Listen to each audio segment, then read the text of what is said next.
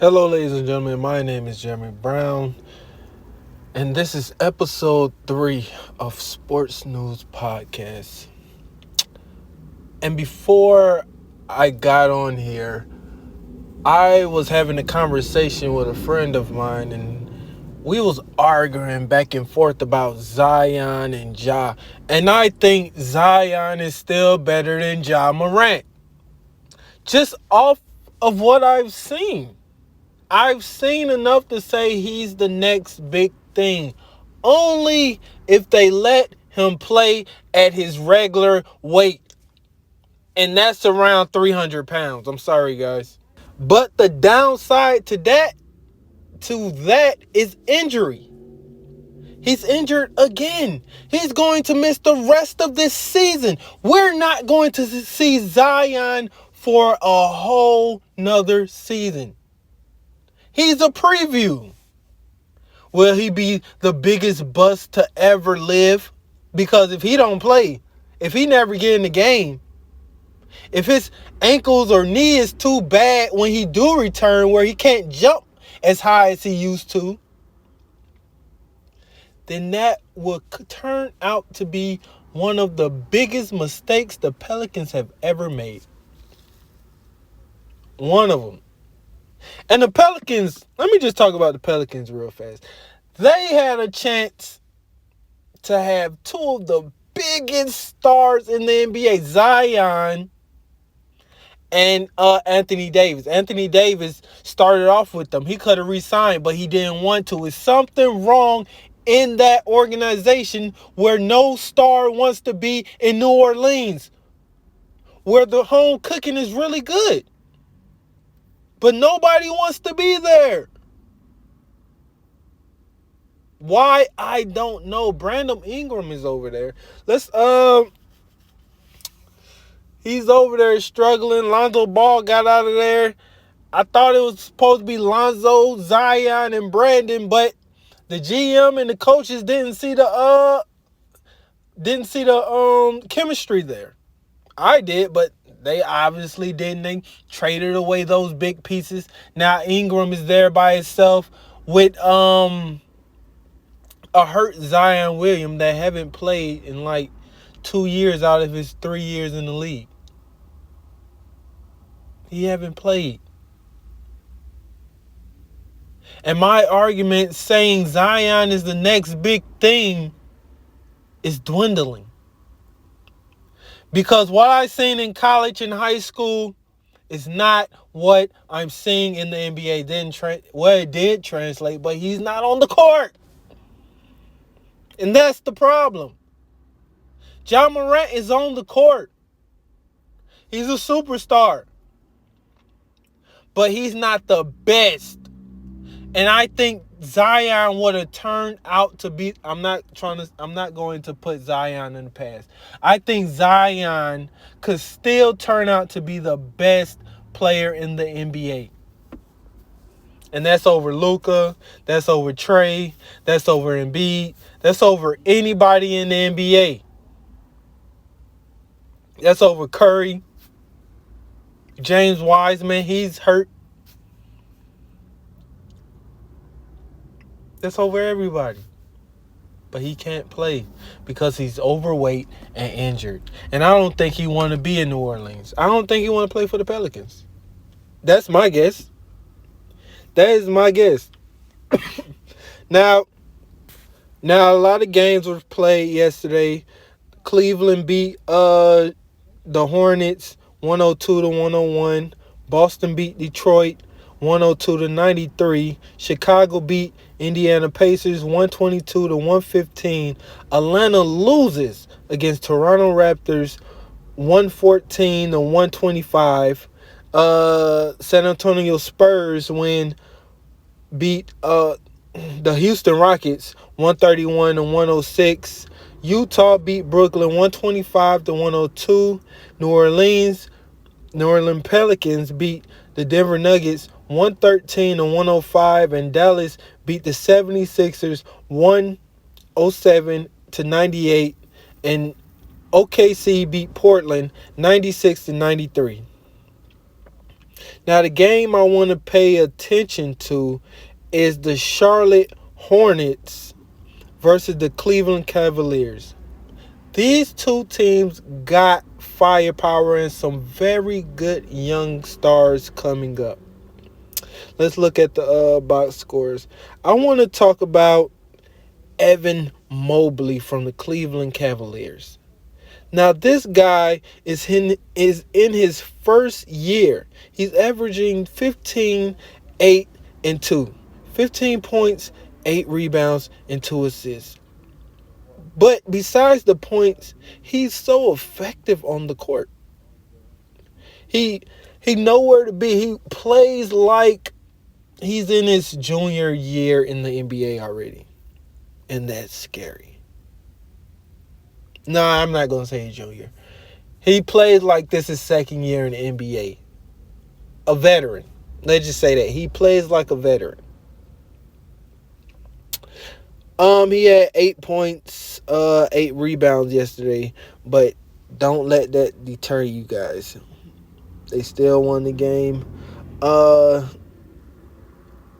Jarrett Allen was the team leading scorer with 29 points. Let's see what LaMelo Ball did. He had 15 points, 6 rebounds, and 3 assists. Is Lonzo Ball's star power finally settling down?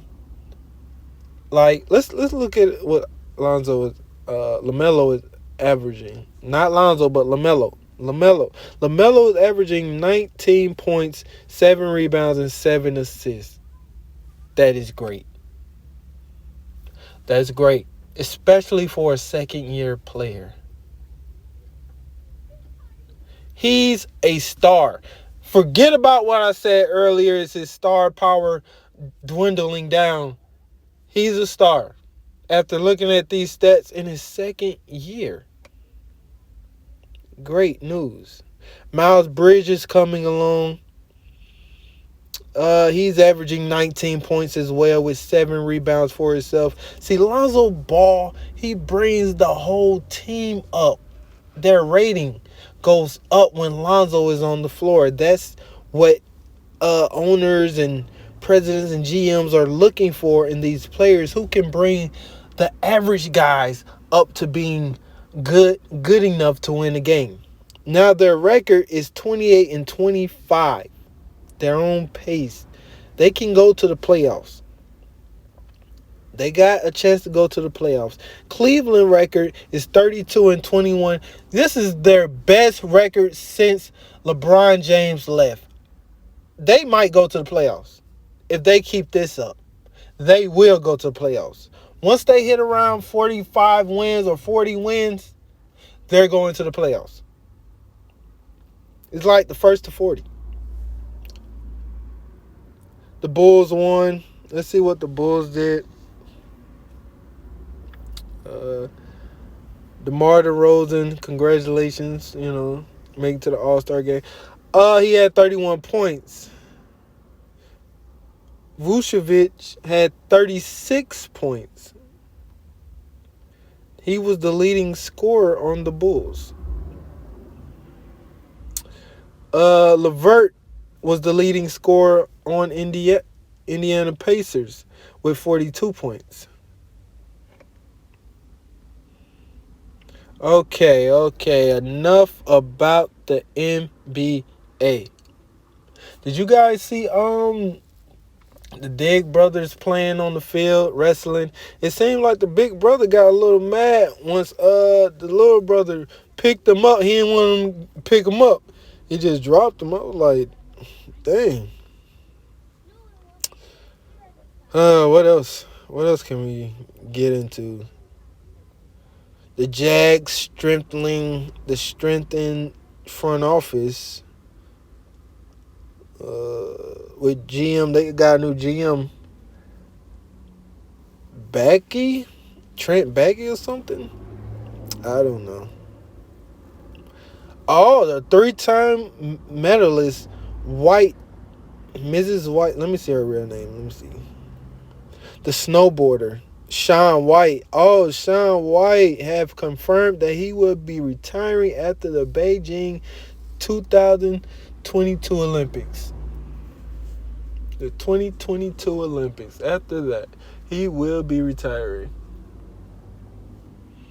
That's interesting. Who all know about Shaun White? He came up in the era where Tony Hawk and those guys, when skateboard games was big. It was very big. Skateboard games. I used to play those a lot. Let's move on. What else is going on in sports?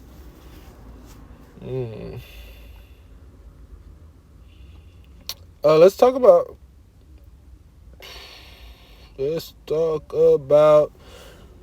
I guess men's college hoops. The number one team, Auburn. They're a very solid team. They got a mixture of seniors, very good freshmen. And when you got a mixture of that, that's a team that's ingredients to a very good year. That's ingredients to a Final Four. That's ingredients to a championship. That's what I was getting to. Those are all the ingredients to that. Georgia is 6-17. They're not even trying anymore this year. Auburn's 22-1. They are number one in the nation right now. Duke is playing right now. It's 13-5. Right now they're playing. Duke is 18-3.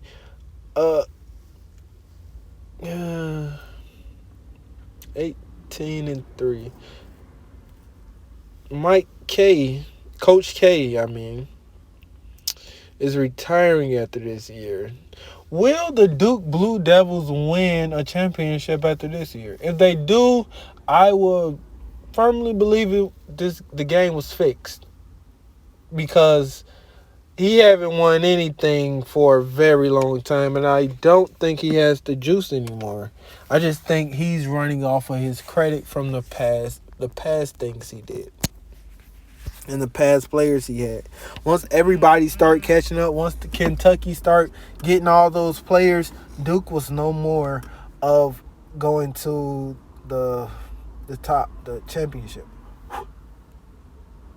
Okay.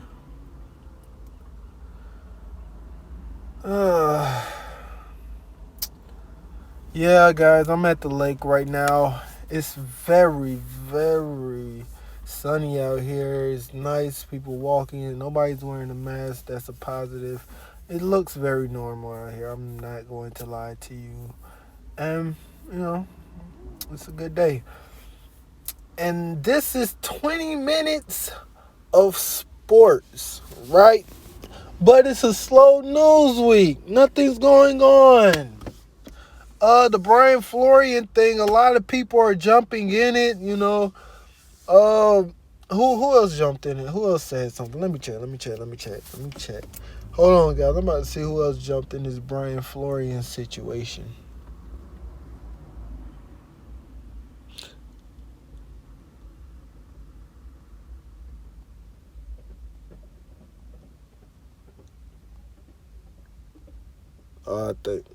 I can't find it. Sorry. Nope, I can't find it. But reports are saying NBA executives believe Trailblazers will move CJ McCollum before trade deadline. That's something. And Greg Popovich becomes the first coach in NBA history to reach 1,500 regular season playoff wins. Greg Popovich is technically the second greatest head coach in NBA history, under Phil Jackson. Phil Jackson is different because the championships he won. All of those, the championships with two different organizations, he just didn't do it with Michael Jordan. He did it with Kobe Bryant as not the Kobe Bryant we know. He did with Kobe and Shaq and Jordan and Pippen, with a little Dennis Rodman splash in there. He had to manage all of those egos in that locker, all of those superstar egos in that locker room. It was impossible when everybody's in the room is the smartest guy in the room. You got to give him props for that. Pop always had players that wasn't stars on his team so he can control the whole team. I personally think he don't know how to control a superstar. He don't know how to manage a superstar. I don't think he does. Because he's too hard-headed and he's hard-headed. He's hard-headed and stuck in his ways. And he's the type of coach that don't want to see you dunk and celebrate after the dunk, Just do your job. That's him. Where Phil comes in, that he lets you be yourself in a controlled environment. You ain't getting out of line too much. You can be yourself where you can feel comfortable enough and feel good enough where you can win 6 to 10 championships for this guy. You want to win for this guy. You don't want him to leave the NBA. Jordan said he was going to retire if Phil don't come back. Jordan said that, something like that. He coached the greatest players to ever play the game. Kobe, Shaq, Jordan. 3 of the greatest players to ever play the game. What if he coached LeBron James? What if he coached LeBron James? Then what? That would be LeBron. Remember, LeBron never had a pristine coach, a coach that was on that type of level. He could have had one. He could have chose one in college, but he jumped over college and went straight to the NBA and ran straight into a bad organization and rose them up to prominence, Rose them up to the top, won them a championship, and they're still ungrateful about him. They're still ungrateful because they still bringing up the time that he left them. And when that was his choice, his contract was up. Free agent. They called him a quitter before he left.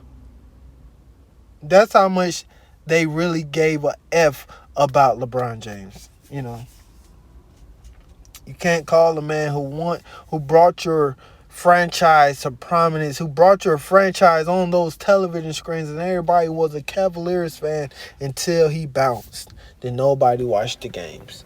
And that's a fact. Might hear music out here because we're around the lake. Remember that. So, might hear some weird stuff, And let me figure something else out. I'm about to... The Super Bowl. Who y'all got for the Super Bowl? The Bengals or the Rams? My personal pick is the Rams. I think the Bengals is that Cinderella team that didn't win. They made it but didn't win. Their quarterback was good all the way up until the end. Because Aaron Donald and Von Miller on that other side, Von Miller especially, how he was getting at Cam, he better get at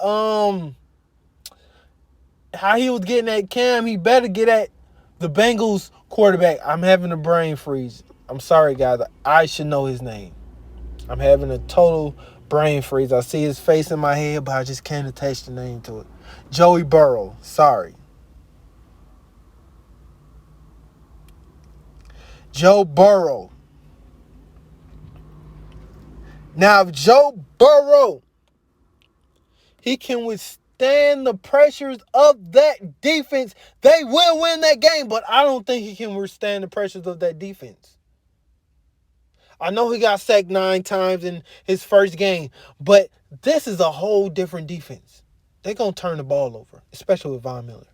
Y'all like, subscribe, and comment. Tell me what y'all think in the comment section. This was episode 3 of a brand new podcast, Sport News, with your host, Jeremy Brown, and we talk about a load of stuff. I'm out.